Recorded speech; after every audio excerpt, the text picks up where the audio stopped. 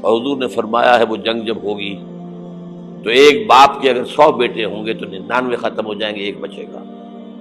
یہ حدیث ہے، حدیث ہے صحیح۔ اور آپ نے فرمایا ویل للعرب، عربوں کے لیے ہلاکت ہے، عربوں کے لیے بربادی ہے اس شر سے جو قریب آ چکی ہے۔ اور آج جس طرح انہوں نے ان کی تہذیب کو اختیار کر لیا ہے، دبئی جا کر دیکھیے، بدترین مغربی معاشرہ جو ہے وہ دبئی کے اندر ہم نے قائم کر کے دکھا دیا۔ اب سعودی عرب اس راستے پر بڑھ رہا ہے۔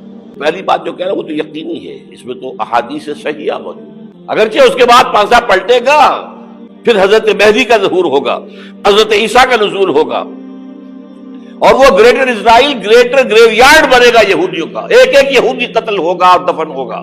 یہ بات میں ہونا ہے، پانسا پلٹے گا جب پلٹے گا۔ ابھی جو سامنے ہے وہ کیا ہے؟ جس ملحمۃ العظمیٰ کہا حضور نے، جسے آرمگیڈون کہتے ہیں عیسائی۔ آرمگیڈون کی اگر کہیں جا کر آپ دیکھیں گے، آپ ڈکشنری میں مانی تو کیا لکھا ہے؟